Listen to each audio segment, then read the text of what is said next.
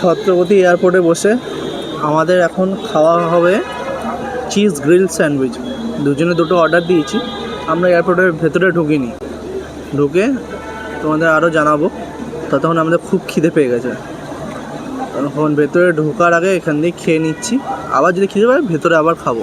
তার আগে এই অটোম্যান রেস্টুরেন্ট থেকে চিকেন নয়, চিজ গ্রিল স্যান্ডউইচ খেয়ে তোমাদের জানাচ্ছি এবং তার রিভিউ দিচ্ছি।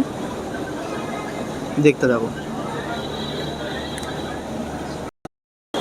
তো যে স্যান্ডউইচটা অর্ডার দিয়েছিল সেটা আমরা প্রথম বাইট নেবো, টেস্ট করবো।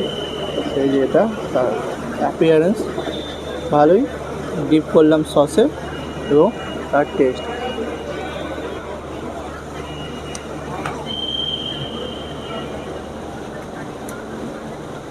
একটা বাইটে বোঝা যায় না, ভেতরে বাইটটা নেই। Thank you.